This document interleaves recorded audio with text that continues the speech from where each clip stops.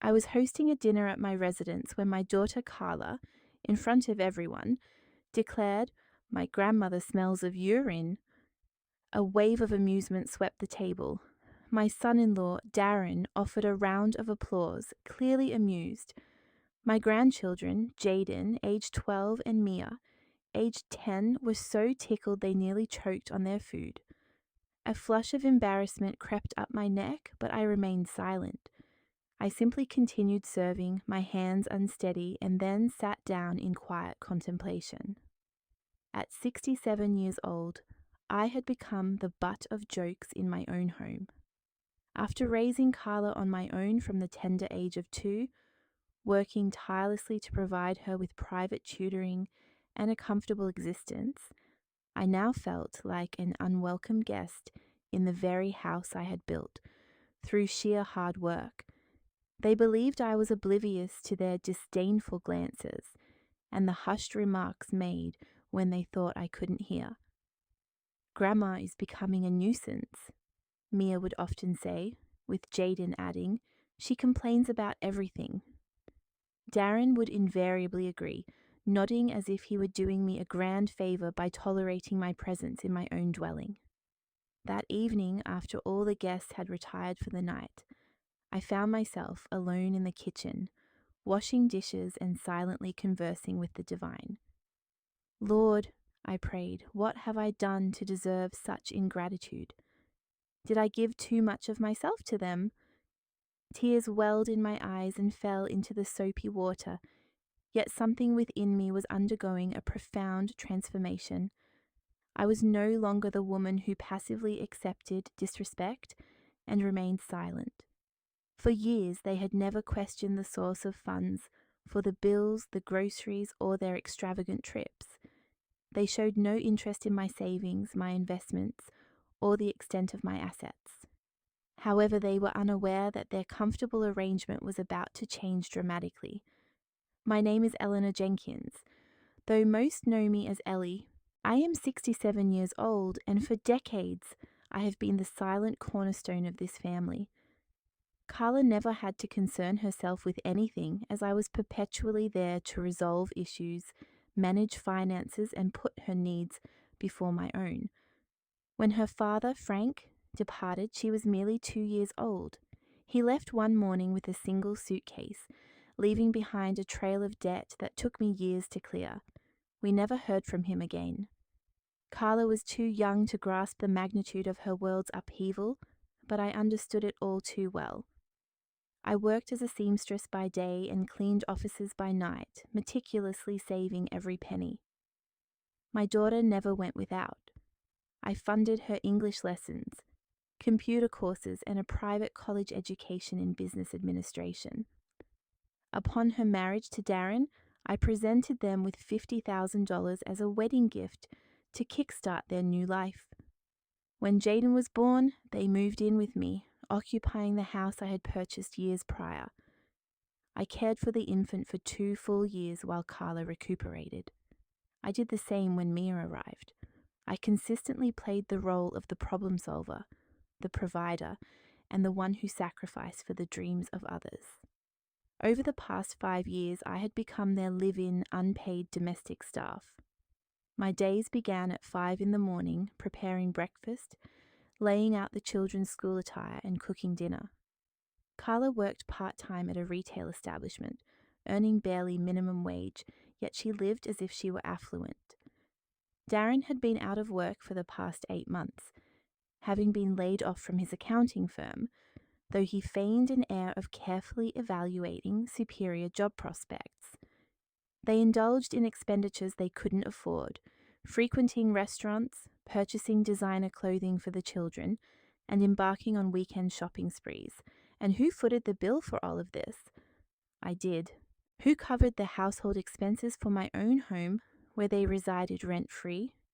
I did. Who supported this family of 4? I did, with my retirement income and the investments I had diligently accumulated over 40 years of arduous labor. Yet they perceived me as a liability, an encumbrance they wished to discard. Last week I chanced to overhear Darren conversing with his sister on the telephone. Ellie is becoming unbearable, he confided. She keeps questioning our expenditures and complaining about everything. We're contemplating convincing her to move into a retirement community. It would be for the best for all involved. My blood boiled upon hearing this. It wasn't mere sadness I felt, but pure indignation, a simmering rage that intensified with each passing humiliation. However, there are aspects of my life they are entirely unaware of, revelations they will soon confront. Throughout these years, while they enjoyed their lives of ease at my expense, I was remarkably prudent with my finances. I dedicated 40 years to my career, initially as a seamstress, and later securing a more advantageous position at a textile factory, where I eventually rose to the rank of supervisor. I never indulged in frivolous luxuries. My focus was always on saving and investing. I purchased this house at the age of 30 and paid it off entirely within 15 years. I maintained savings accounts, various bank investments, and possess a net worth they never bothered to investigate.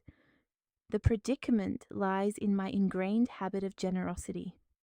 Whether it was for Carla's wedding, the arrival of grandchildren, or any instance where assistance was required, I was always there with my financial resources and my labor. However, my generosity transmuted into an assumed obligation, and that obligation devolved into contempt. Now, they view me as an obsolete, dispensable employee, akin to a cumbersome piece of furniture that needs to be removed. The night before last, following the mortifying dinner incident, something within me irrevocably fractured.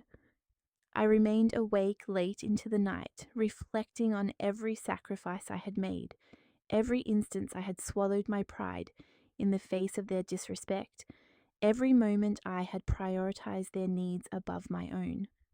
45 years of raising Carla as a single parent, 10 years of contributing to her college tuition, 5 years of supporting her, her husband, and their children. And this is the repayment I receive: mockery and clandestine schemes to expel me. This morning I awoke with a newfound sense of self, not shrouded in sorrow, but illuminated by a clarity I hadn't experienced in years. I rose, prepared my coffee, and sat down with my aged ledger to meticulously review my finances. I tallied my savings, my investments, the market value of this residence, and everything else I genuinely owned. The resulting figure brought a smile to my face for the first time in many months. They have no conception of my true holdings, nor any inkling of my imminent actions. Carla departed early for work, as is her custom. Darren remained at home, ostensibly engaged in online job searches. Also, as usual, the children left for school, and I remained in my kitchen, formulating my strategy for liberation, for that is precisely what I intend to achieve.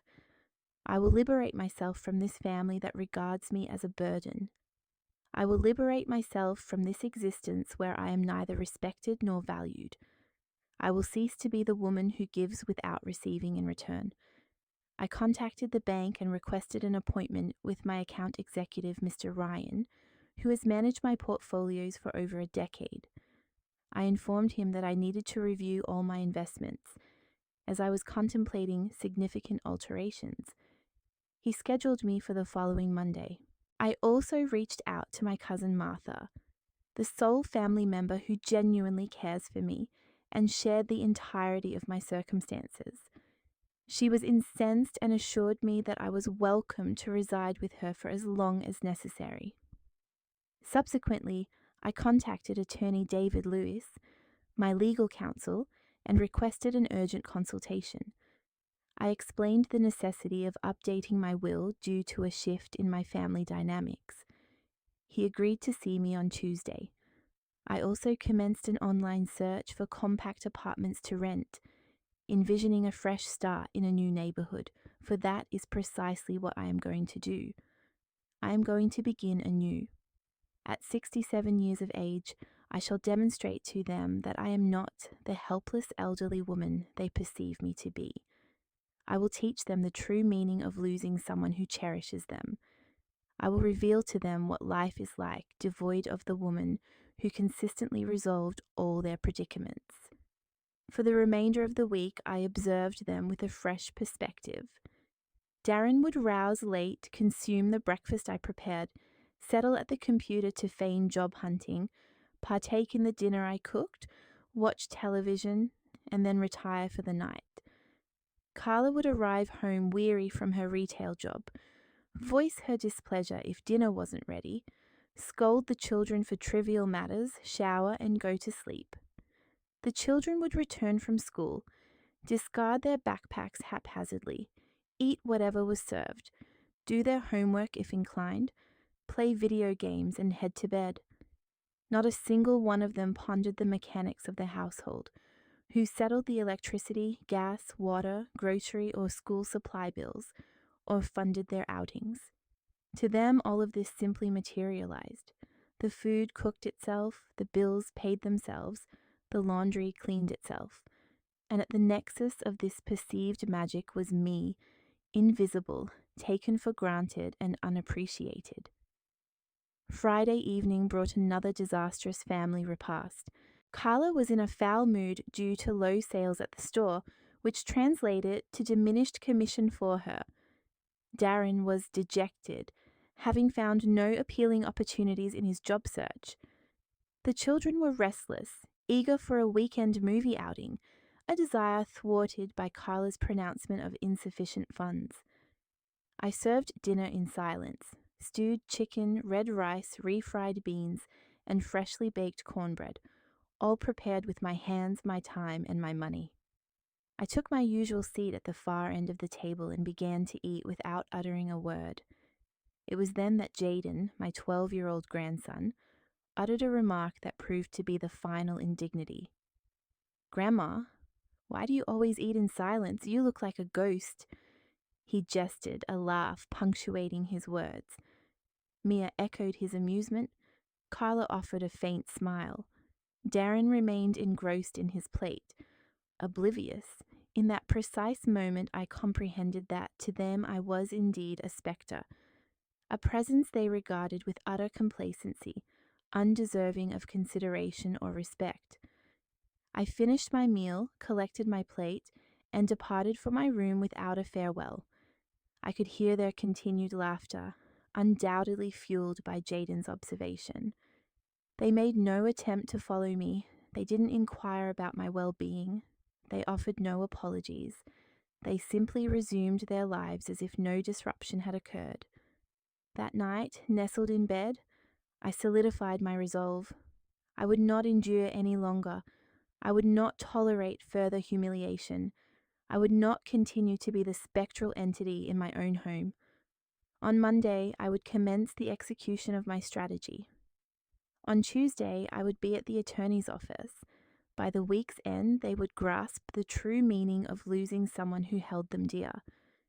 I drifted off to sleep that night with a peculiar sensation. It was neither sadness nor anger. It was peace, the profound peace of knowing I was finally reclaiming my dignity, the serenity of knowing I would no longer permit them to treat me as disposable, the tranquility of knowing that very soon they would discover who had truly been the anchor of their world. Saturday morning dawned, and I awoke early, as was my custom. I prepared breakfast, I tidied the house, all as usual. Yet internally, the woman I had been was no more. My silent revolution had already commenced, a revolution they could not even begin to fathom. During breakfast, Carla casually mentioned a conversation with her cousin Lisa regarding the possibility of me moving in with her. "She says she has an extra room and it would be lovely for you to have company," Carla offered, avoiding my gaze. "We could speak with her next week." Darren concurred with obvious enthusiasm. That would be beneficial for everyone. Ellie would have companionship her own age and we could rearrange the house. This room could become my office. The children remained silent, offering no comment. To them, their grandmother's departure was merely another adult transition that did not directly impact them. I continued eating my toast and jam, saying nothing.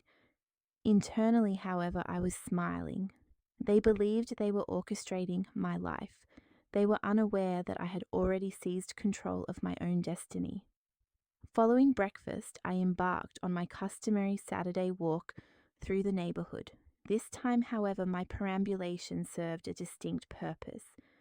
I observed the homes, the streets, the people, mentally bidding farewell to this place I had called home for so many years. Some memories were cherished, Carla as a young child, her laughter echoing on these very sidewalks, our trips for ice cream on the corner, my walking her to her inaugural day of school. Yet other recollections were tinged with bitterness. The nights I toiled late to secure this house, the occasions I made sacrifices to provide her with the best, the moments she directed sharp words at me during her teenage years, and I responded with silence born of love. I returned home with a sense of finality. The chapter of my life had drawn to a close. It was time to commence a new one, a chapter in which I would be the protagonist of my own narrative, not a supporting player in someone else's.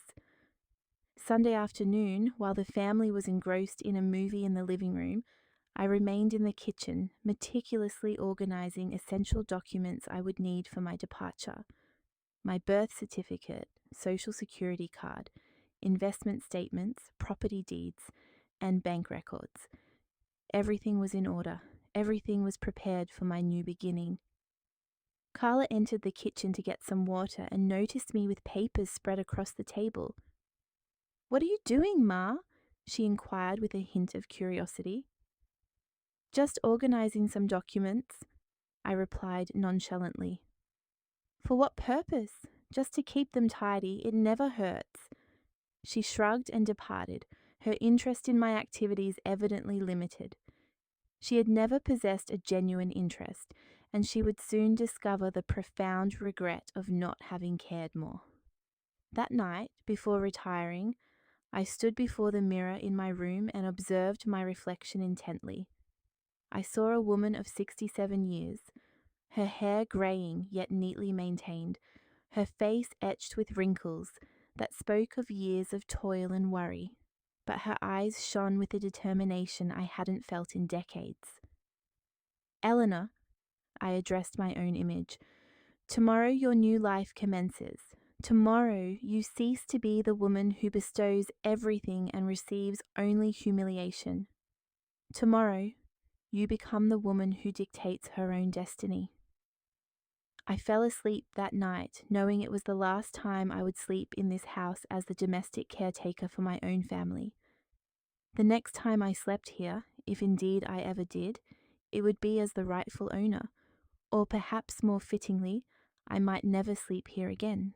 My new life could very well unfold elsewhere, in a place where I would be met with the respect I truly deserved. Monday arrived, much like any other Monday, yet for me it marked the most pivotal day of my existence. It was the day my silent retribution would commence, a retribution devoid of raised voices or conflict, relying solely on the unvarnished truth. The truth about who had genuinely sustained this family. The truth about what they stood to lose once I was no longer present. I awoke earlier than my usual hour. I prepared breakfast as always and waited for everyone to depart. Carla to her work, the children to their school, Darren remaining at home as was his habit. However, this time, as he settled in front of the computer, I donned my attire to venture out. "Where are you going?" he inquired, displaying minimal interest. "To the bank," I responded. "I have some matters to attend to." He offered a perfunctory nod and returned his gaze to the screen. He had no inkling that my destination was the bank, the place where I would initiate the sequence of events destined to irrevocably alter his life. As I walked towards the bus stop, I felt a sensation I hadn't experienced in years, exhilaration for the future. For the first time in decades, I had no precise foreknowledge of what lay ahead, but I knew it would surpass my current circumstances. I envisioned a life where my value was acknowledged, my sacrifices remembered, and my dignity upheld. The initial phase of my plan was about to be set in motion, and they remained utterly oblivious to its impending arrival. The bus appeared. I boarded and settled by the window. As the streets of my neighborhood glided past, I mentally bid adieu to the woman I had embodied for so many years. The submissive woman, the self-sacrificing woman, the invisible woman, that woman was being left behind. The individual who arrived at the bank that morning was transformed. She was a woman with a definitive strategy, with ample resources and with unwavering resolve. She was a woman no longer hesitant to defend her own dignity. She was a woman prepared to unveil to the world, and most crucially to her family, her true capabilities. And best of all, they would be completely caught off guard. I reached the Bank of America, branch precisely at 9 o'clock in the morning. Mr. Ryan greeted me with his customary affable smile, but as I outlined the situation, his expression underwent a complete shift. He listened attentively as I recounted the ill treatment I endured from my family, how they exploited my financial resources and labor, and their scheme to discard me like a piece of outdated furniture. "Miss Jenkins," he stated, shaking his head with a somber mien, "sadly, circumstances such as yours are far more prevalent than one might imagine. Numerous senior citizens are subjected to this form of financial and emotional abuse by their own kin." His words served to validate my feelings, confirming that I was not imagining things or exaggerating the reality of my situation. What I was experiencing had a name: abuse. Ryan assisted me in reviewing all my accounts. Upon observing the figures, he expressed his admiration. "Ma'am, you possess a considerable net worth. Your investments have appreciated substantially over these years." He was correct. Between my accumulated savings, my certificates of deposit, and the investments I had diligently made over decades, my holdings approached $200,000. Furthermore, my house was entirely debt-free and valued at a minimum of $300,000. "I wish to safeguard my assets," I declared with firm resolve. "I want my family to cease having access to my resources." Ryan nodded and explained the necessary procedures. We immediately rescinded the automatic debit that Darren utilized to settle household expenses with my funds.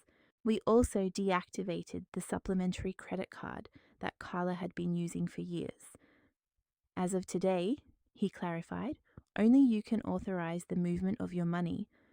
However, the most crucial step involved the decision to transfer a significant portion of my investments to a different financial institution, where we established a new account known only to me. "This serves as an additional layer of security," Ryan explained. "This way, even if someone attempts to exert pressure or manipulate you, your primary assets will remain protected."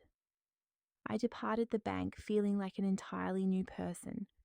For the first time in years, I had made a significant decision without consulting anyone, without seeking permission, and without prior consideration for the needs of others. My actions were solely for my own well-being and my future. While awaiting the bus back, I reflected on my life. I remembered being 20 years old, working at the textile factory. I was a young woman brimming with aspirations, involved with a boyfriend who promised me the world. Frank was handsome, diligent, and possessed a delightful sense of humor.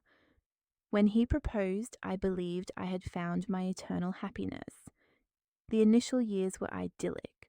Frank was employed by a construction firm. I remained at the factory. We diligently saved funds for the purchase of this house. We meticulously planned our future. We envisioned the children we would bring into the world. Upon Carla's birth, I felt an overwhelming sense of joy. She was a beautiful, serene infant who ate and slept contentedly. Frank adored her. He would hold her for extended periods, singing softly. However, a subtle shift occurred when Carla reached the age of 2. Frank began returning home late from work, occasionally with the scent of alcohol on his breath. He attributed this to undue stress and the arduous nature of his work, suggesting he needed to unwind with his colleagues. I accepted his explanation. I offered comfort, prepared his favorite meals, and endeavored to make our home a sanctuary for him. One evening, he returned home inebriated and visibly agitated. He vociferously declared that he felt entrapped, that we were a burden to him, and that he had not consented to a life of lifelong confinement. Carla was weeping in her room due to the commotion, and I attempted to placate him. I suggested that we could discuss the matter the following day when he was more composed. The subsequent morning, Frank departed before Carla and I awoke. When I descended the stairs to prepare breakfast, I discovered a note on the kitchen table. Eleanor, I require time to contemplate. I am uncertain when I will return. Please take good care of Carla. Frank. I waited a week, then 2, then an entire month. He never reappeared. He never made contact. He never provided financial support. He simply vanished from our lives as if he had never existed. He left behind a considerable amount of debt that I was compelled to settle, and deeply painful memories that took years to overcome. Suddenly I was a single mother at 23 years old, with a young child and a house that was still under mortgage. Yet I refused to succumb to despair. I secured a second job cleaning offices at night. On weekends, I dedicated my time to sewing garments for sale. Every dollar I earned was meticulously allocated to Carla's upbringing or the upkeep of the house. Carla was an exceptionally bright child, but also quite demanding. She desired the same possessions as her classmates: stylish footwear, branded school supplies, and elaborate birthday celebrations. I made considerable sacrifices to provide her with everything she desired. I worked double shifts, went without meals so she could have better nourishment, and wore the same clothing for years to afford her new attire. When Carla reached her 15th birthday, I orchestrated a celebration that devoured 3 months of my earnings. I secured a venue, arranged for entertainment, and commissioned a stunning gown. She appeared like royalty that evening, and I felt like the proudest mother on earth. Her companions all remarked, "What a sophisticated affair! What a gorgeous gown! How fortunate Carla is!" But the subsequent day, as we were gathering the presents, Carla uttered words that wounded me profoundly. "Mom, I truly wish I'd had a father present for my party. All my friends shared a father-daughter dance with their dads, and I had to dance with you. It felt peculiar." I attempted to convey that I had given my utmost, that her father's departure was his decision, and that neither of us bore fault, but she persisted, asserting our family was incomplete and that she felt mortified explaining the absence of a father. These pronouncements spurred me to greater exertion. I was determined to offset Frank's absence by being the most exceptional mother imaginable. I funded Carla's private English instruction, computer courses, anything that might grant her an edge in life. When university enrollment arrived, she expressed a desire to pursue business administration at a prohibitively expensive private institution. "Mum," she implored, "all my friends are attending esteemed colleges. I don't want to fall behind." I reviewed my savings and understood I would need to undertake additional shifts for 4 years to finance her education, yet I did so without complaint. I accepted a third position on weekends, peddling beauty products door to door. Throughout those 4 years of higher education, my personal life was virtually non-existent. I would awaken at 5 in the morning, labor at the factory until 2 in the afternoon, then return home to prepare meals and attend to household chores. I then departed to clean offices from 6 until 10 at night, and on Saturdays and Sundays, I marketed cosmetics, traversing the neighborhoods. Carla, meanwhile, lived the life of a typical student.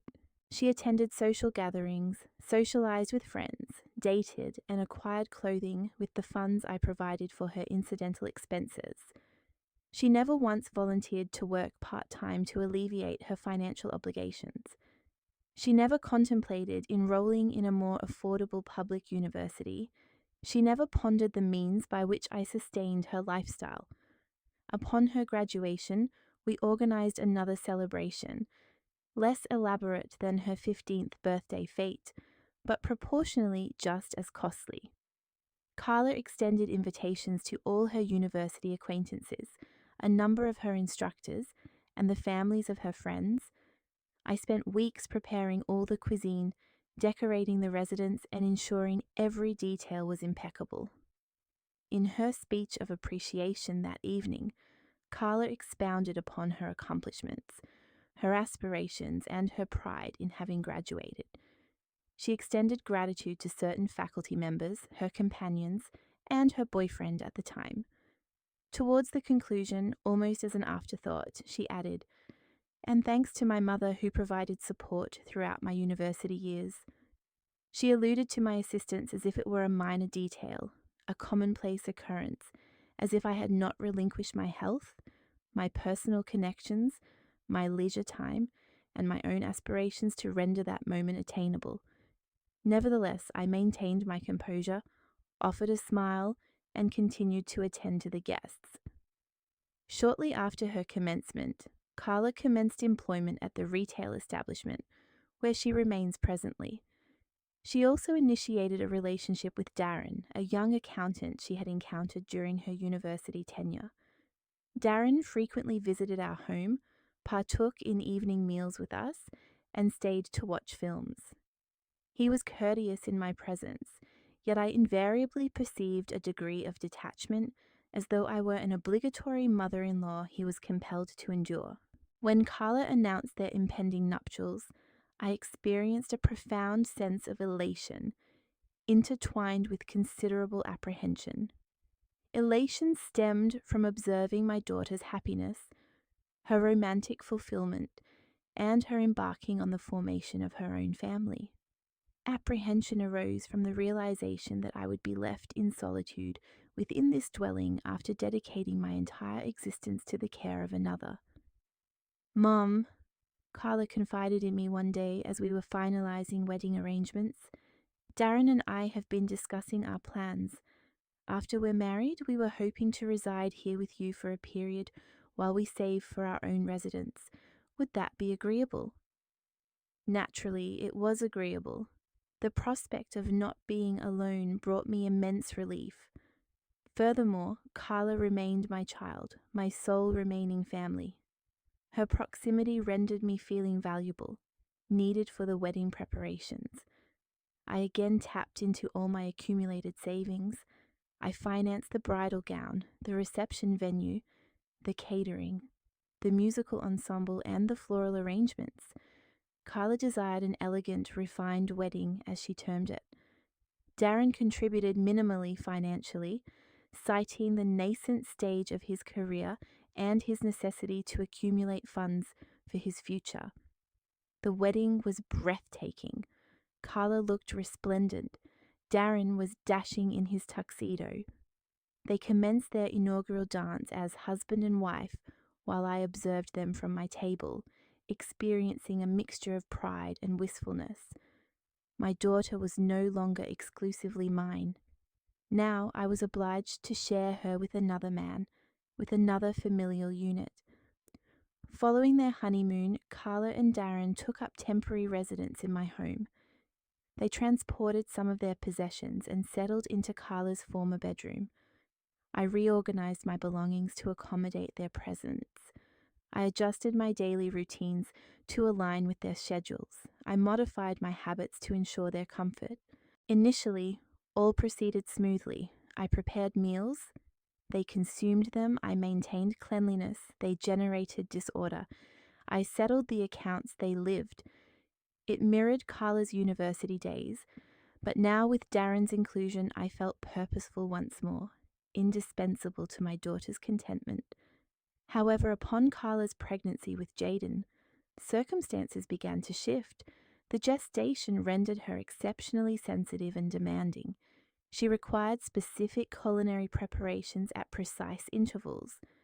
Certain aromas were intolerable to her. The household atmosphere needed to be completely tranquil when she desired repose. Darren maintained full-time employment, thus the entire burden of attending to the pregnant Carla devolved upon me. I resigned from my evening cleaning occupation to be available for Carla around the clock. I ceased selling beauty products on weekends to accompany her to her medical consultations. My existence became entirely centered around her pregnancy, her requirements, and her culinary cravings. Upon Jaden's birth, I assumed the role of the full-time caregiver. Carla endured a challenging delivery and required recuperation. Darren needed to work to provide for his nascent family. Consequently, I assumed responsibility for the infant. I fed him, bathed him, attended to him during nocturnal awakenings, and transported him to the physician when he became unwell.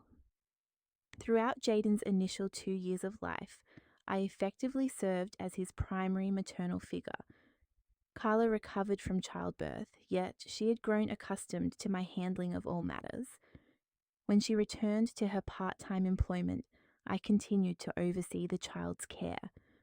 Upon her arrival home fatigued, I had already seen to the infant's nourishment, hygiene, and slumber. Jaden uttered the word mama before grandma, yet he regarded me with a sense akin to that of a mother. It was I who soothed him when he cried, fed him when he was hungry, and engaged him in play when he experienced boredom. Carla was more akin to an elder sibling who occasionally paid visits. When Mia entered the world 3 years later, the situation replicated itself precisely. Carla experienced another arduous pregnancy, another complicated delivery, and another protracted recovery. And once more, I became the principal caretaker for both children. By that juncture, Carla and Darren's financial standing had not improved. Carla continued her part-time work at the store, earning meager compensation. Darren had changed positions multiple times, perpetually seeking superior opportunities that never materialized. Their combined income barely sufficed for their personal expenditures, clothing, excursions, and fuel for the automobile Darren had procured on credit. I continued to defray all household expenses, including electricity, water, gas, telephone, cable, and internet services. I procured all the provisions. I financed all the children's apparel. All medical, educational, and recreational expenditures were borne by me. Yet they behaved as though this were the most natural state of affairs. They never inquired about my capacity to sustain 5 individuals on my retirement income. They never proposed seeking more lucrative employment to contribute more substantially. They never contemplated relocating to their own dwelling to alleviate my financial strain. They simply presumed I would perpetually be present, underwriting all costs, resolving all issues, and making sacrifices on their behalf. And I acquiesced, believing that to be the embodiment of love.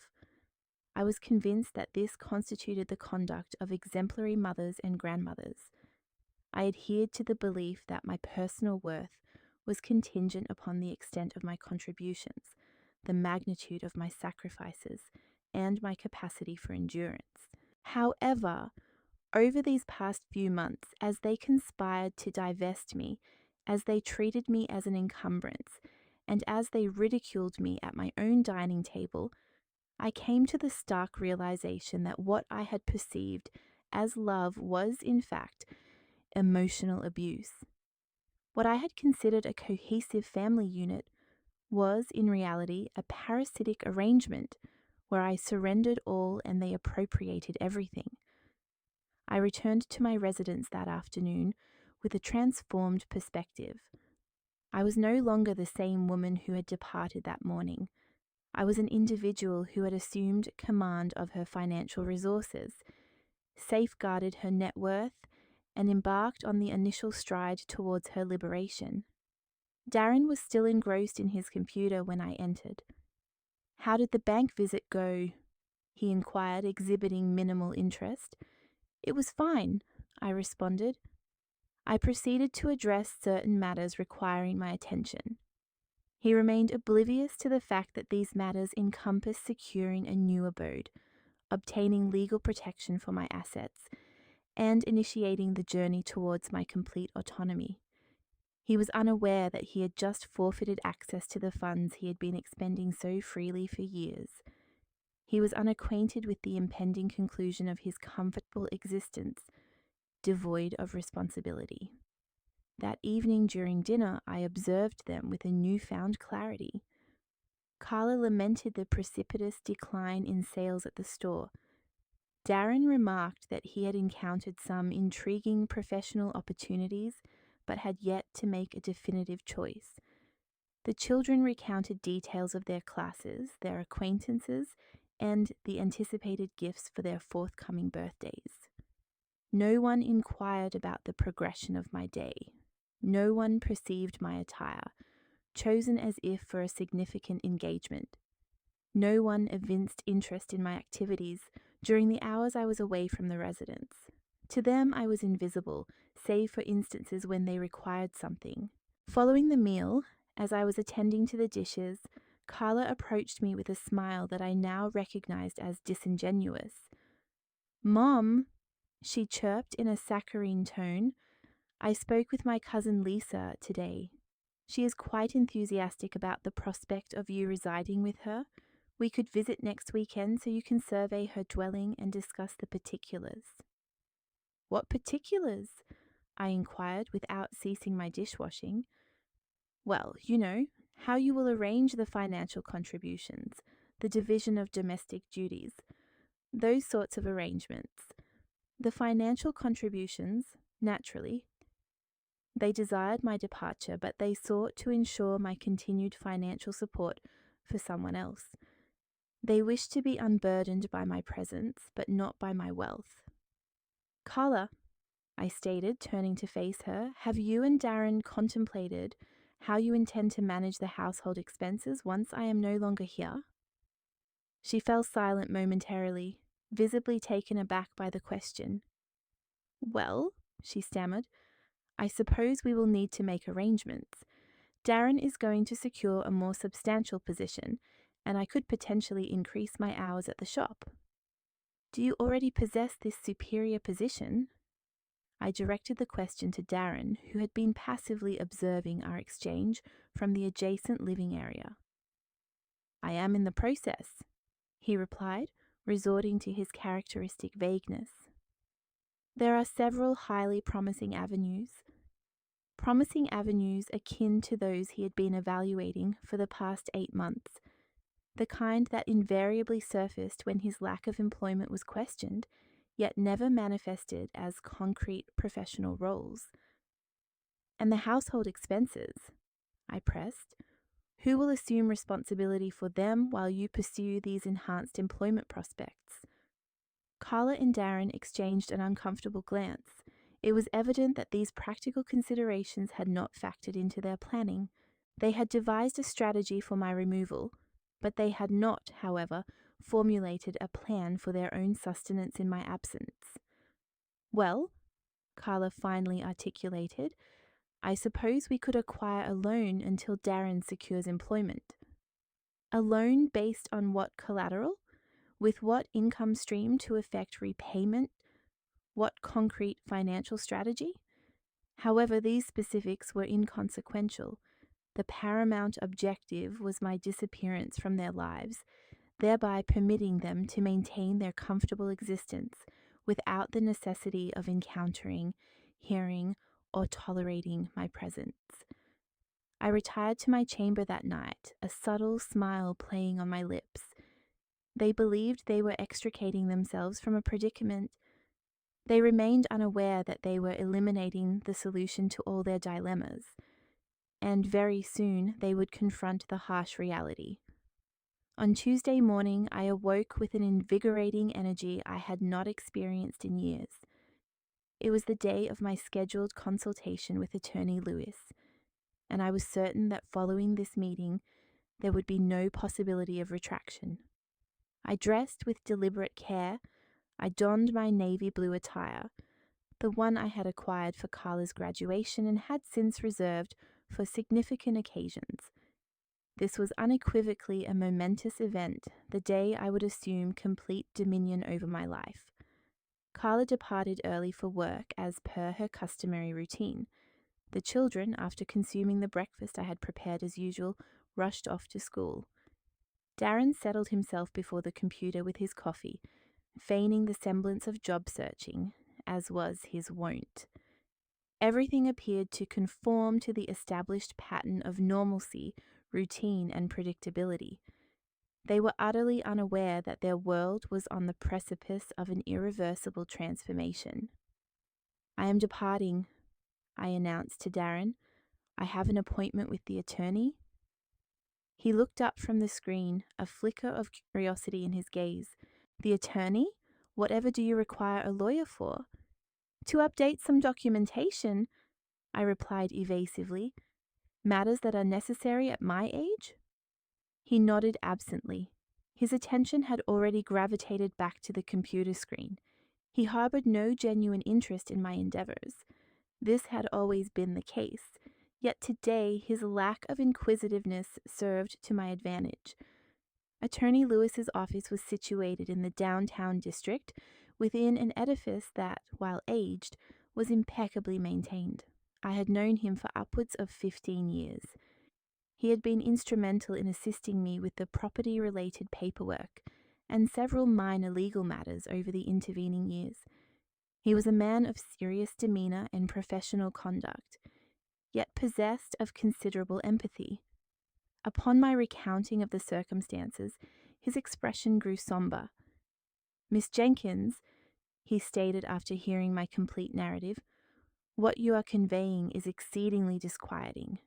Your family is engaged in financial exploitation of you, and from my assessment, psychological manipulation as well."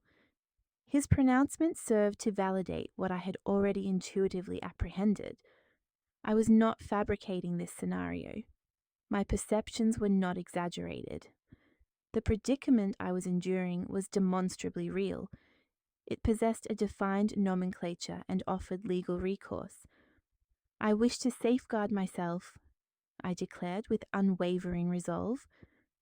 "I am determined to ensure the security of my assets, irrespective of the future trajectory of my family's circumstances." Attorney Lewis elucidated several viable options. We could establish a revised testament wherein I would meticulously specify the disposition of my holdings. We could institute a trust to provide a protective framework for my property.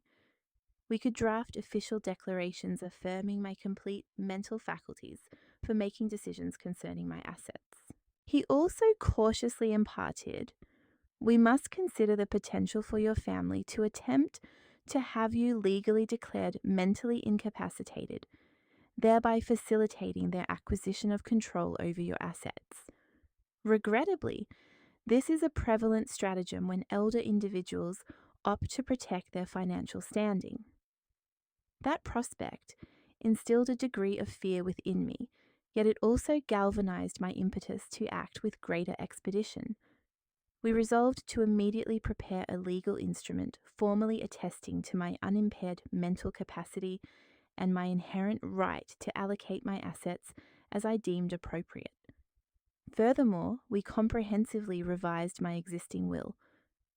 "To whom do you wish to bequeath your inheritance?" the attorney inquired. This was the very question I had been assiduously evading. For many years, my implicit assumption had been that all would ultimately pass to Carla and her children. However, subsequent to the recent indignities, and in light of the revelation of their true sentiments toward me, I was no longer certain. "I require additional time for consideration," I informed him.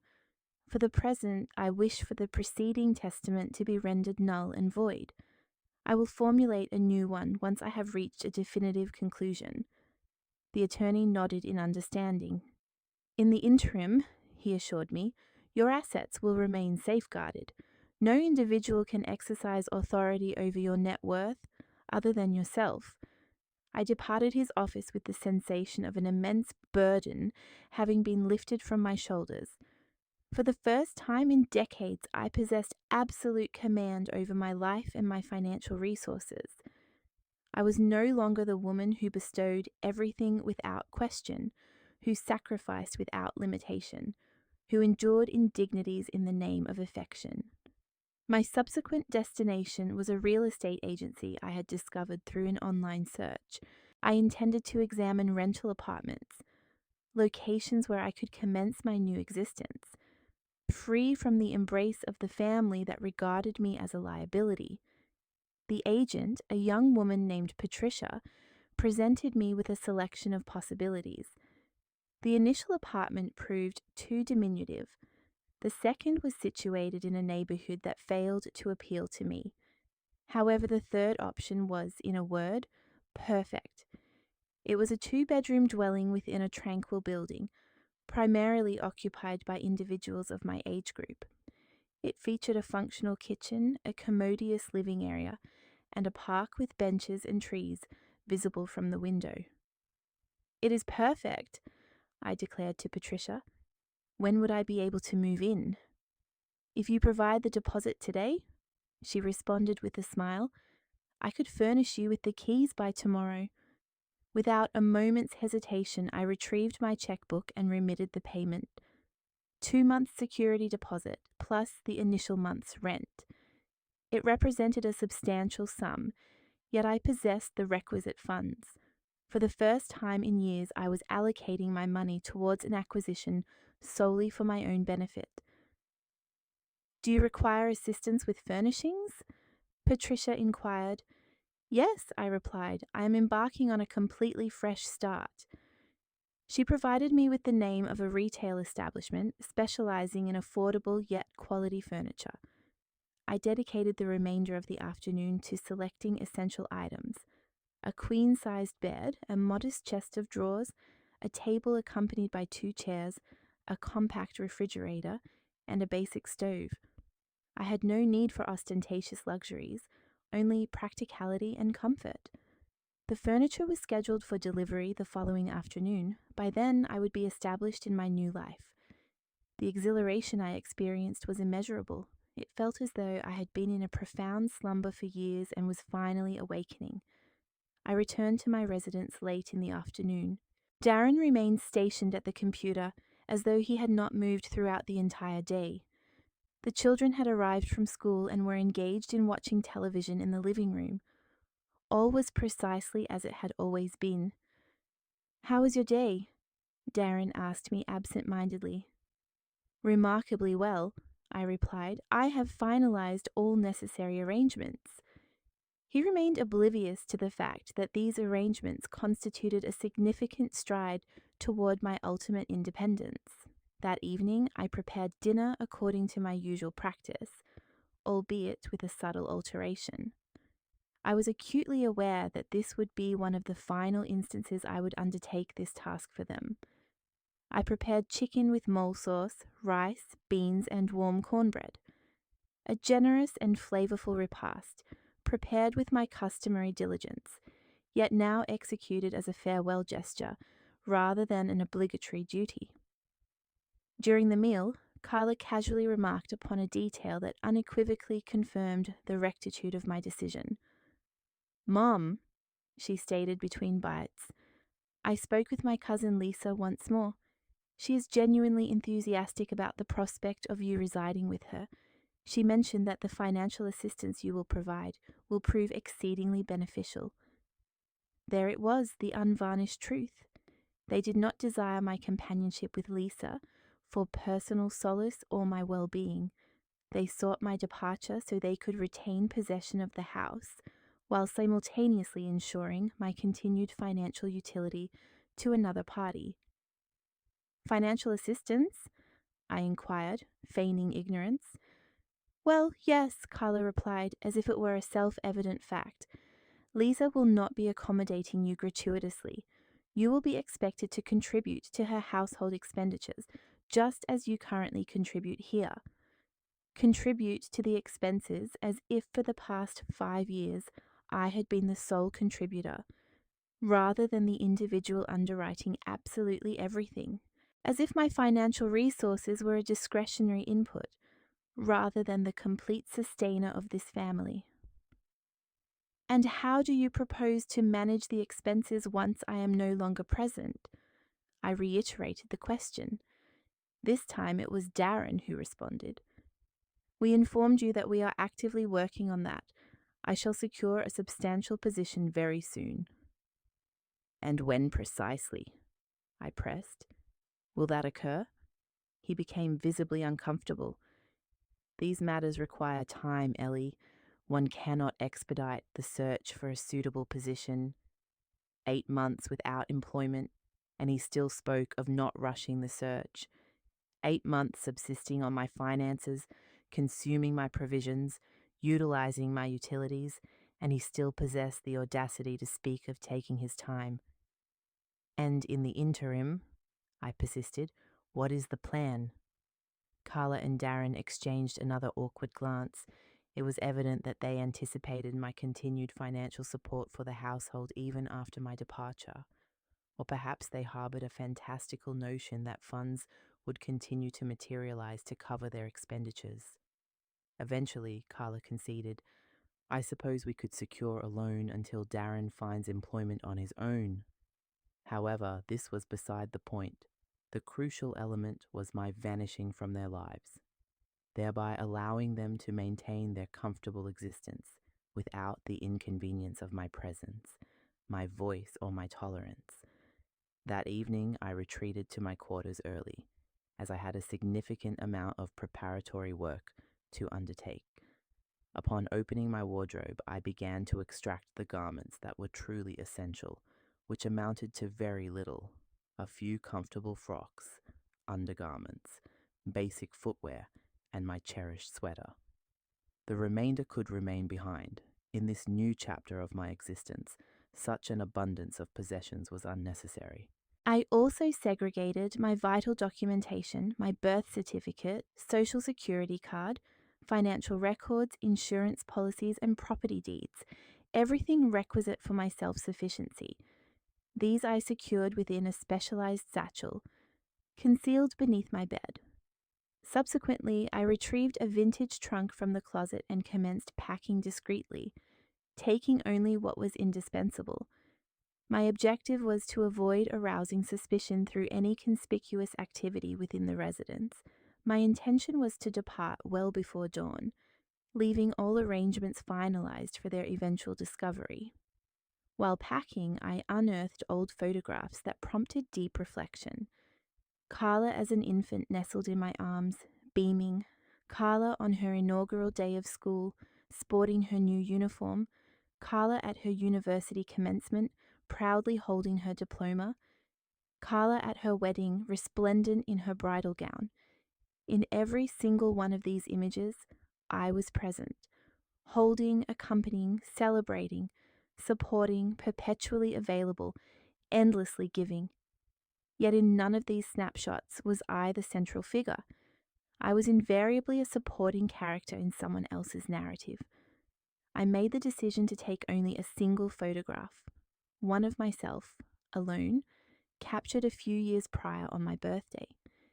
In that image, I was genuinely smiling, appearing serene and at peace. It represented the woman I aspired to become once more, an individual who lived for herself, who esteemed herself, who found fulfillment in her own being. Approaching midnight, I discerned that the entire household had retired for the night. This presented the opportune moment for my final undertaking of the evening. I crept downstairs to the kitchen and penned a letter, not merely a brief note, but a comprehensive missive articulating my motivations, my sentiments, and my resolutions, to Carla, Darren, Jaden, and Mia. For years, my existence has revolved around you. I have toiled for you. I have made sacrifices for you. I prioritized your needs above my own, believing this to be the embodiment of love. However, I now comprehend that I gradually faded into an unseen entity within my own home. Yesterday, I overheard your discussions regarding my disposal, akin to discarding a worn-out piece of furniture. You have treated me with disdain. You have ridiculed me. You have taken for granted my perpetual presence to resolve your predicaments and settle your debts. But you were mistaken. I have resolved to relocate independently to a place where I can find the tranquility and respect I rightfully deserve. This residence is mine, but you may occupy it for 1 additional month to facilitate your arrangements. Thereafter, you will need to secure alternative accommodation. I will cease bearing the financial obligations for this property. I will no longer subsidize a family that perceives me as a burden. I will not continue to be the invisible woman who bestows all and receives only humiliation. Darren, you have 1 month to secure gainful employment and commence providing for your family.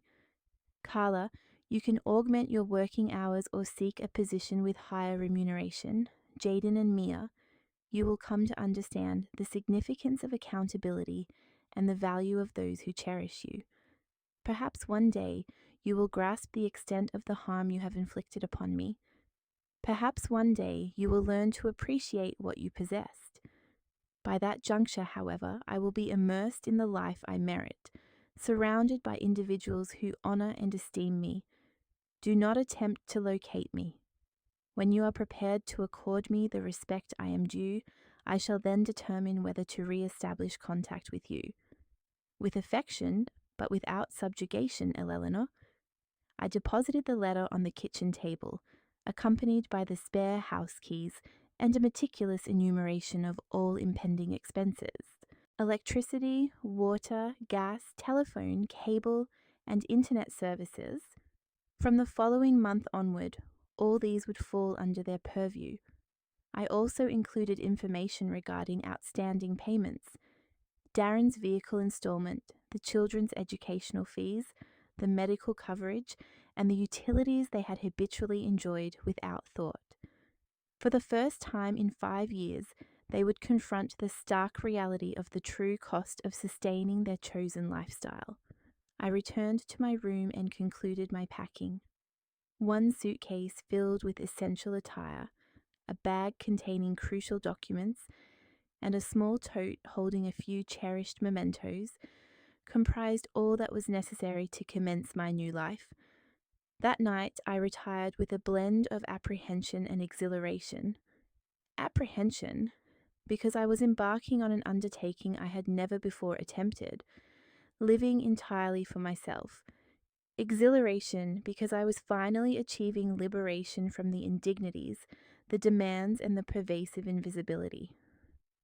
At 5 in the morning, I quietly arose, bathed, dressed, gathered my belongings, and departed the dwelling I had inhabited for decades.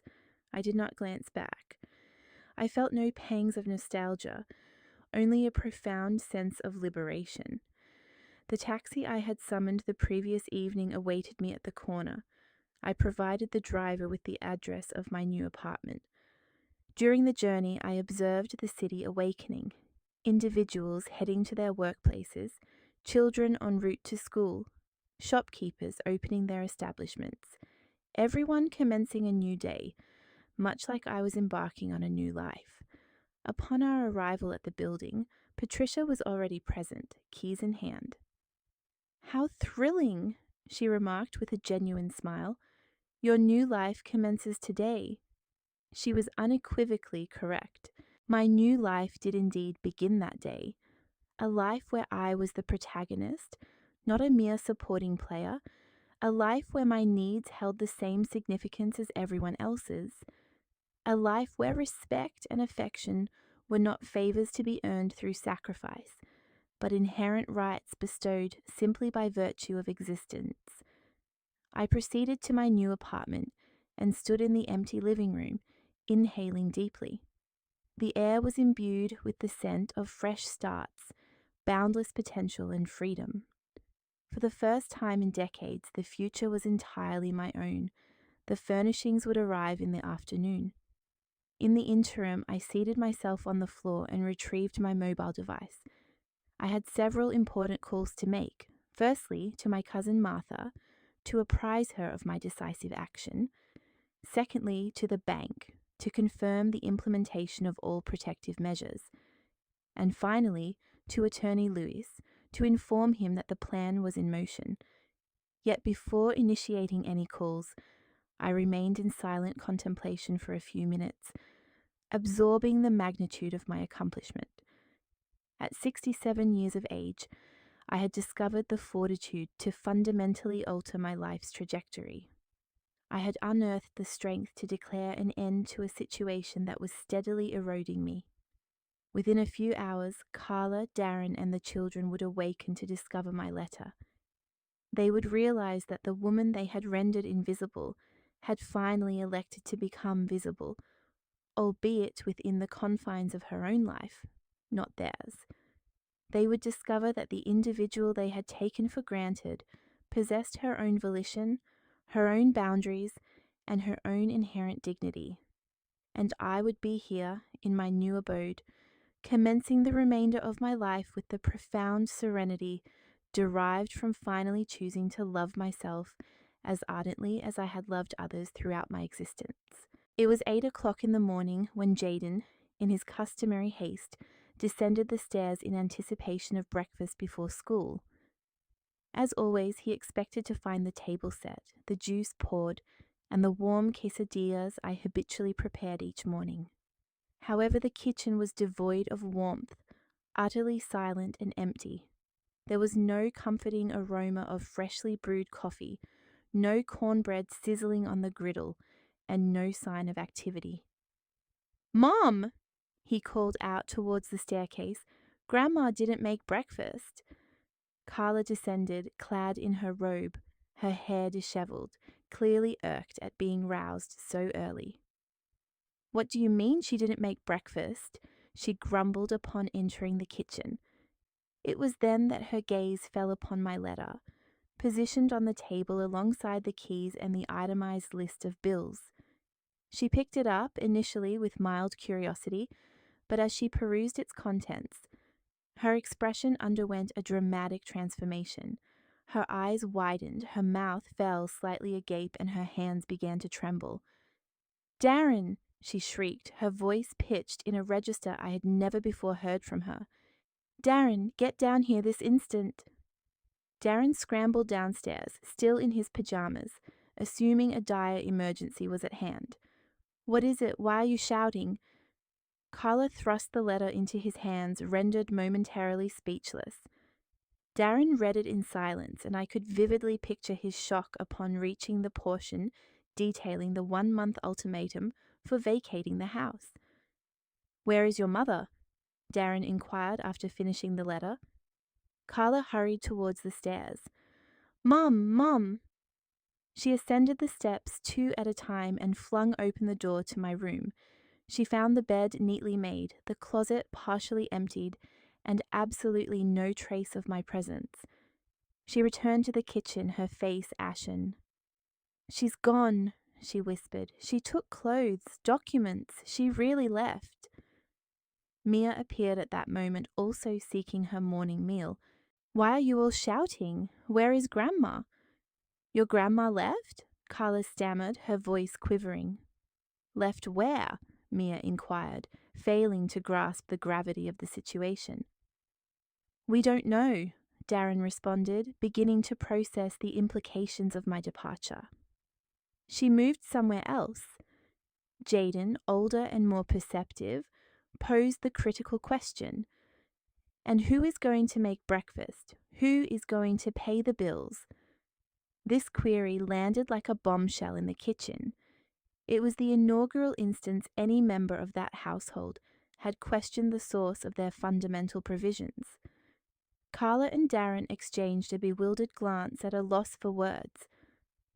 "We will," Carla finally declared, though her voice lacked any semblance of conviction.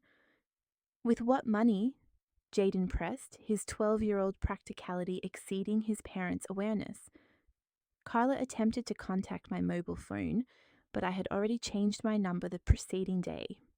She then resorted to calling my acquaintances, the limited circle of friends she was aware of, but none possessed any knowledge of my whereabouts.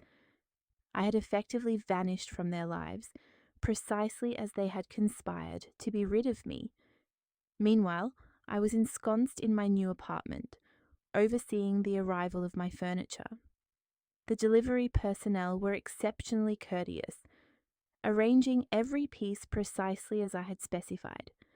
The bed in the master bedroom, the dresser against the wall, the table and chairs adjacent to the kitchen window. For the first time in decades, I possessed a space entirely my own. No other opinions were solicited regarding the arrangement, no alternative tastes were imposed, no decisions were made on my behalf. Each item was positioned exactly where I desired it. Later that afternoon, I spoke with my cousin Martha. "Eleanor," she exclaimed with palpable excitement, "I can scarcely believe you've done it. I am so incredibly proud of you." "It was easier than I had anticipated," I replied sincerely. "The only true challenge was making the decision. Once I committed, everything else flowed effortlessly." "And how do you feel?" she inquired. "Free?" I responded without a moment's hesitation. "I feel free for the first time in decades." Martha informed me that Carla had already contacted her, seeking information about my whereabouts. "I told her I knew nothing," she explained, "but she sounded utterly desperate. I doubt she ever truly anticipated you would actually leave." That afternoon, I also received a communication from the bank. It was Ryan, my account manager. "Miss Jenkins," he stated, "I wish to inform you that there were several attempted accesses to your account this morning. Apparently, someone possessed your previous card details and attempted to make purchases, but all were declined as we had suspended that access." I emitted a soft chuckle. Carla must have attempted to utilize the card for the day's grocery shopping, a habit she had maintained for years. The realization that it was no longer functional must have been a considerable shock. Ryan continued, "Furthermore, someone called inquiring about you, seeking information regarding your accounts." "Naturally," he clarified, "no details were divulged due to their confidential nature." Darren had undoubtedly contacted the bank, likely in hopes of unearthing information about my finances to devise a method of accessing my funds. How naive!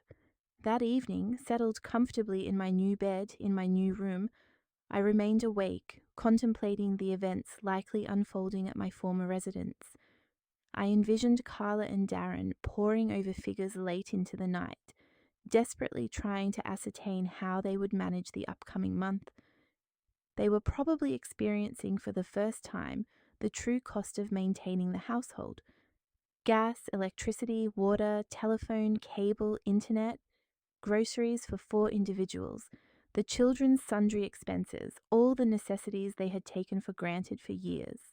Darren was likely making frantic calls to every establishment where he had submitted applications over the past few months, discovering that his anticipated opportunities were far less promising than he had imagined. Carla was probably calculating the feasibility of increasing her work hours, even if it yielded a return barely exceeding the minimum wage. 3 days later, Martha called me, her laughter preceding her words. "Cousin," she began, "you will never believe what transpired. Carla actually came to my workplace seeking me. She arrived in tears, practically begging me to disclose your location." "Crying?" I inquired, genuinely surprised. It had been years since I had witnessed Carla shed tears over anything other than a personal whim. "Yes, truly crying," she affirmed. She recounted that they had resorted to borrowing money for food, that Darren had finally accepted a position at an auto parts store, albeit with a meagre salary. She conveyed their profound uncertainty about how they would manage to settle all the bills. My initial reaction was one of sympathy. After all, they were my family, and witnessing their distress caused me pain. But then the memories resurfaced, the endless humiliations, the pervasive contempt, the years they treated me as if I were domestic staff in my own home. "And what did you tell her?" I asked Martha. "I told her I had no idea where you were, but that if they truly wished to find you, perhaps they ought to reflect on how they had treated you all these years. A week later, I began establishing my new daily rhythm. I awoke at my leisure, unhurried. I savoured breakfast peacefully, engrossed in reading the newspaper. I embarked on leisurely strolls in the park adjacent to my building. There I encountered other ladies of my age who, like myself, had embraced independent living after facing adversity. Mrs. Rosa, at 70, had divorced her husband after 40 years of marriage due to his persistent lack of respect. Mrs.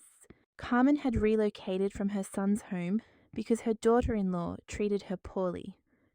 Mrs. Patricia had opted to sell her expansive home and move into an apartment after her children had emigrated, without so much as a farewell.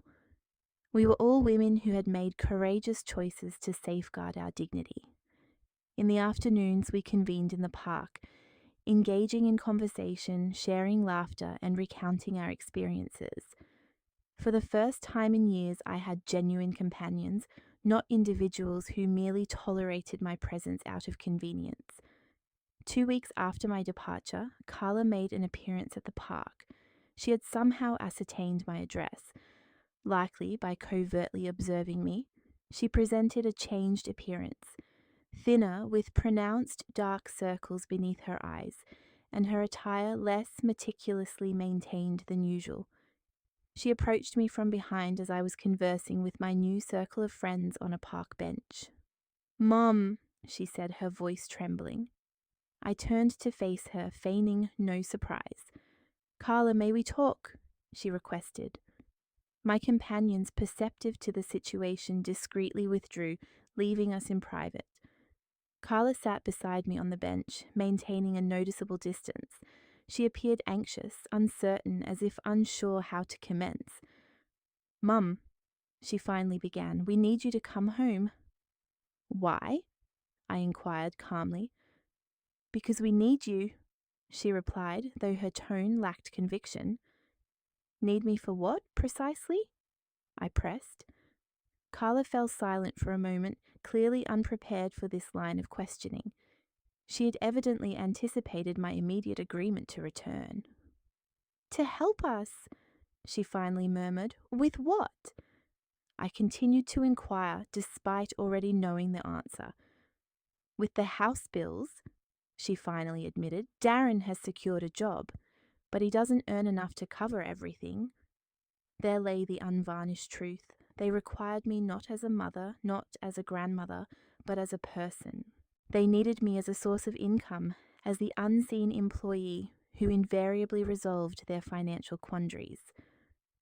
"Carla," I stated in a serene voice, "for years you treated me as if I were a burden. You mocked me. You humiliated me. You plotted to rid yourselves of me.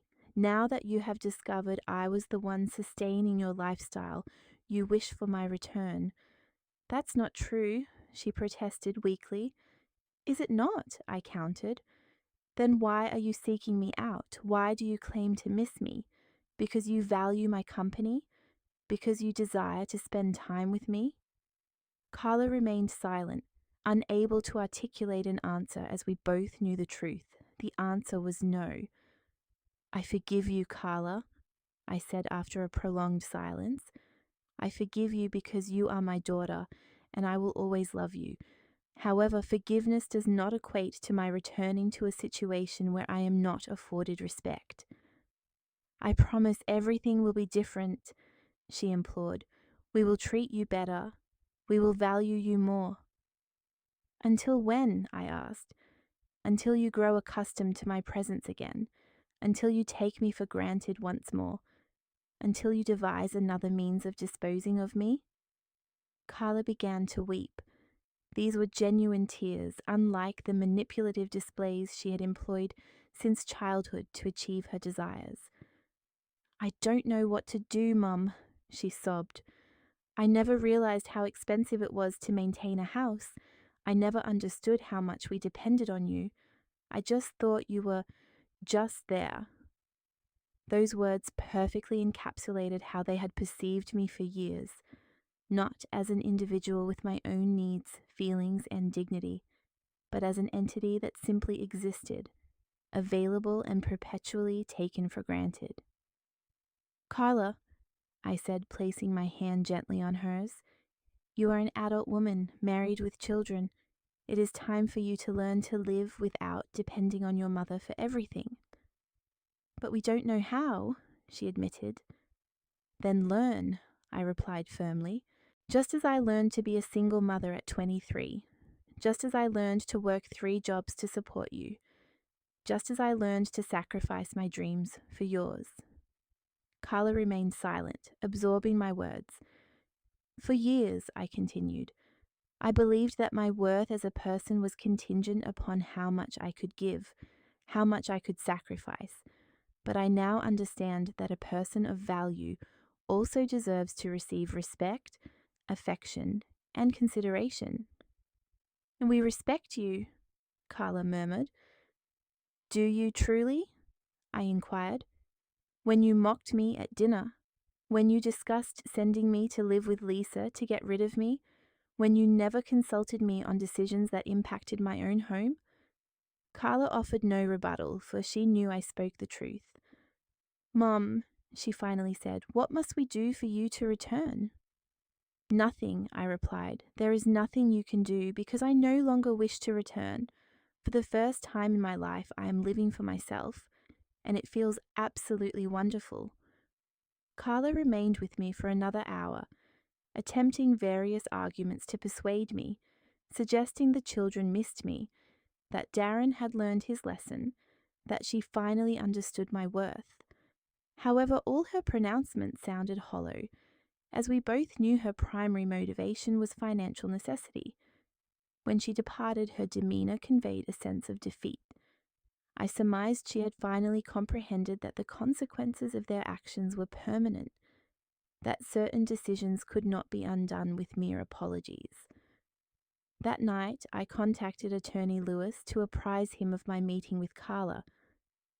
Miss Jenkins, he stated, it is imperative that you remain resolute in your decision. Your family must learn to navigate the ramifications of their conduct.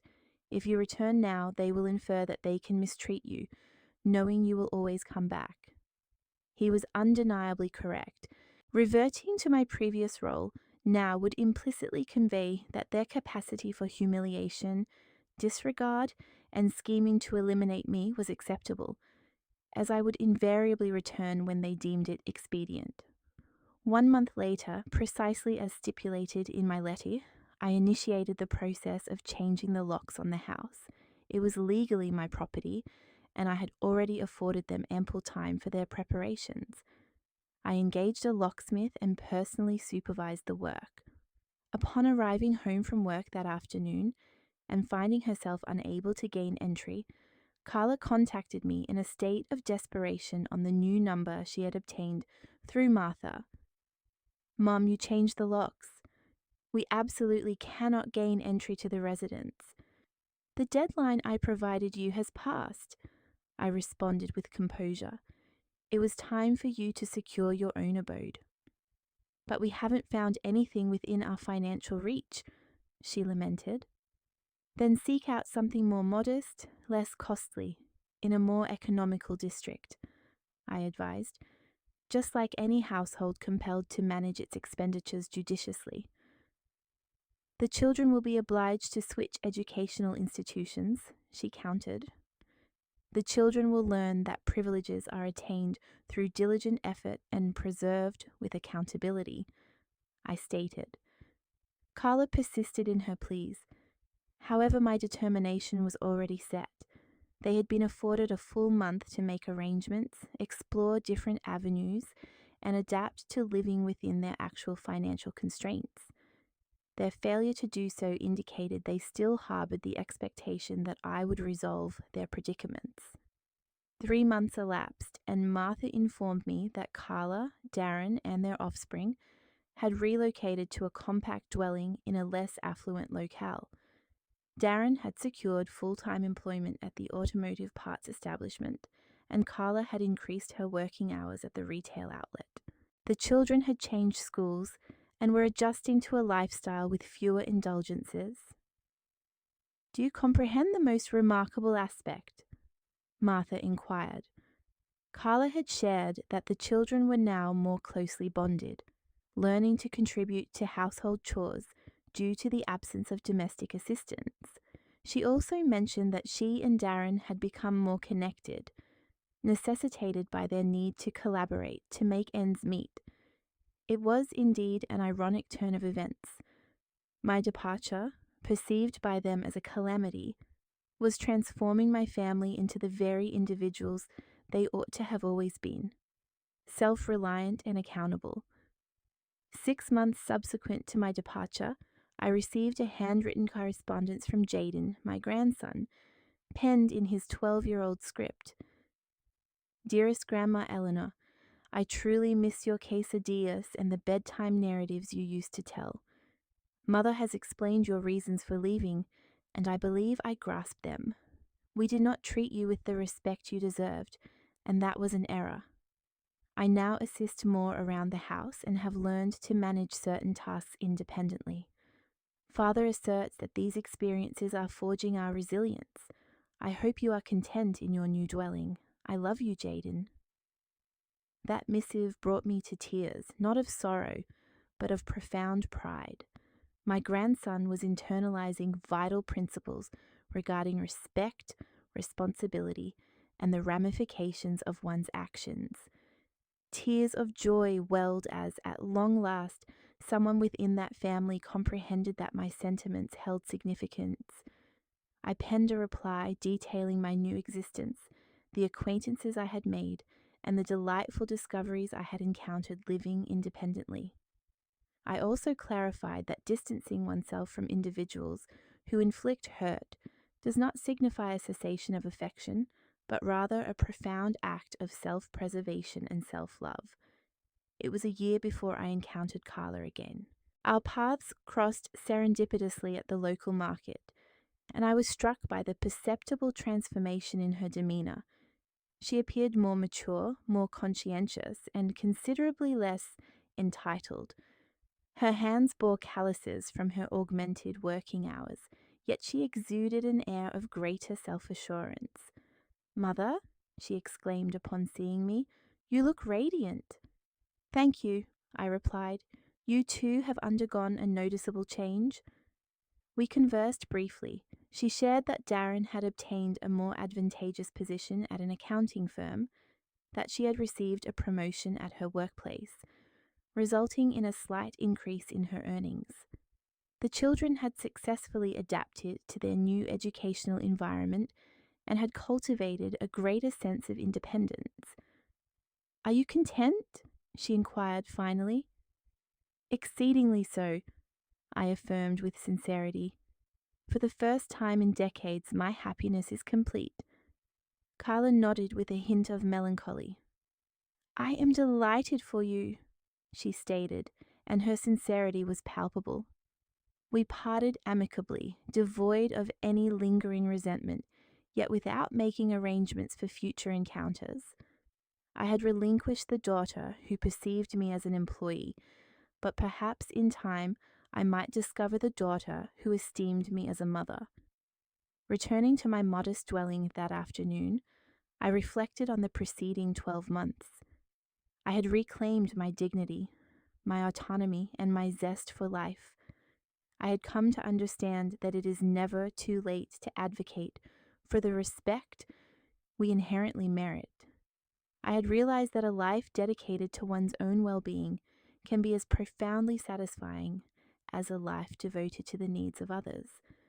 And most crucially, I had impressed upon my family the fundamental truth that actions invariably carry consequences, that affection does not serve as a justification for mistreatment, and that certain decisions irrevocably alter the course of one's existence. 2 years after departing from my former life, I awaken each morning in my apartment enveloped by a tranquility I had never before experienced. The sunlight streams through my window at the precise moments I desire, unconstrained by the demands of others dictating my schedule. I prepare my coffee with unhurried deliberation, relishing each sip as I gaze upon the adjacent park from my kitchen. My morning regimen has evolved into a cherished ritual of liberation. I tend to the succulents adorning my windowsill, plants I selected for their aesthetic appeal, not for their utility to others. I peruse the entire newspaper, an indulgence I could never afford when my time was perpetually claimed by my family's incessant needs. I bathe leisurely, dress for my own comfort and pleasure, choosing attire that enhances my sense of well-being and appearance. My afternoons are spent in the company of my dear friends from the park, Mrs. Rosa, Mrs. Carmen, and Mrs. Patricia. We have become inseparable, sharing anecdotes, finding amusement in the shared experiences unique to our generation, and exchanging counsel on gardening, culinary endeavours, and, on occasion, navigating the complexities of our respective families. They empathise with my decision, having all navigated comparable circumstances. Weekends are reserved for visits to my cousin Martha or solitary explorations of the city. I have rediscovered forgotten havens, quaint bookshops where I can lose myself for hours, vibrant craft markets where I engage in amiable conversations with vendors, and serene squares where I sit on benches, observing the world drift by, all at my own cadence, dictated solely by my personal inclinations. 3 months ago, I received another letter from Jaden, now 14. He recounted securing his inaugural part-time employment assisting at a local bakery on weekends. "Now I comprehend the extent of your hard work in sustaining us," he wrote. "It is demanding, yet I feel a profound sense of pride when Father commends my conscientiousness." His words filled me with an immense sense of pride. My grandson was internalizing the intrinsic value of labor and personal responsibility.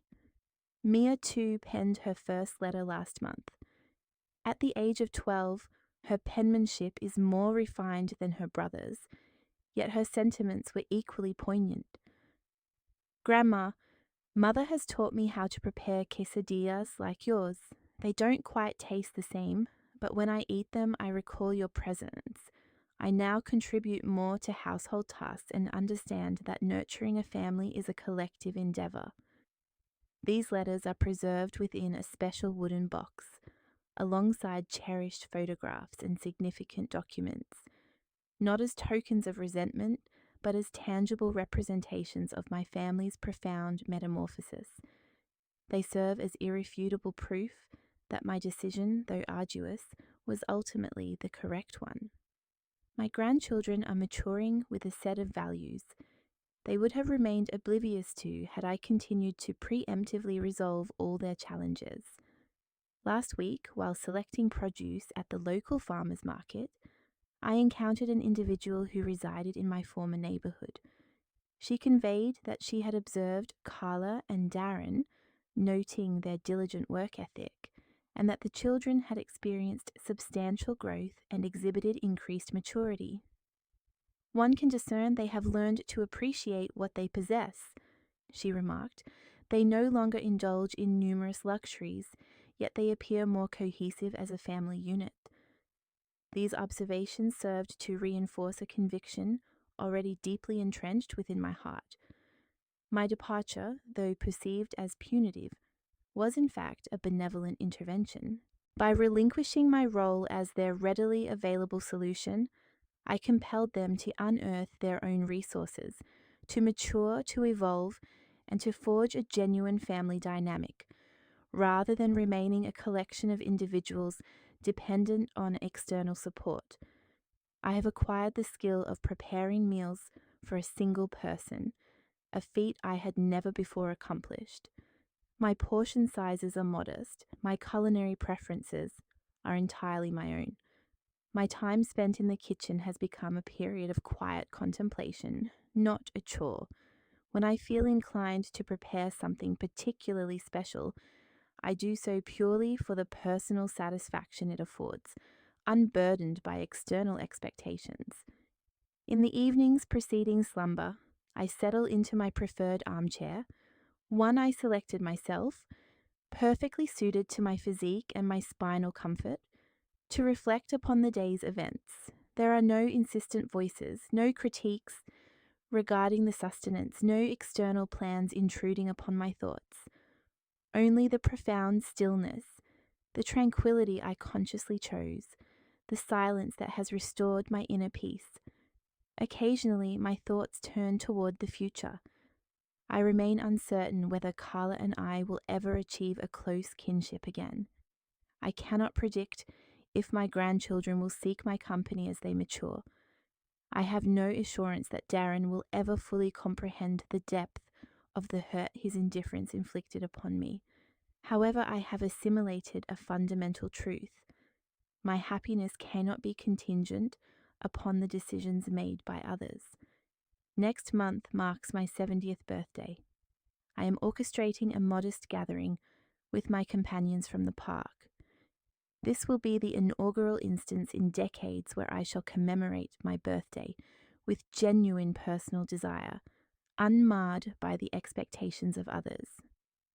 Martha inquired if Carla would be extended an invitation, to which I responded negatively.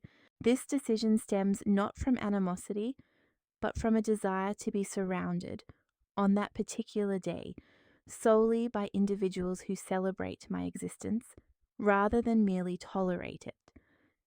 I have revisited the notary to finalize my testament. I have resolved to bequeath my residence to an organization dedicated to assisting elderly women who have endured domestic abuse. My accumulated savings will be allocated to an educational fund for children hailing from working class backgrounds.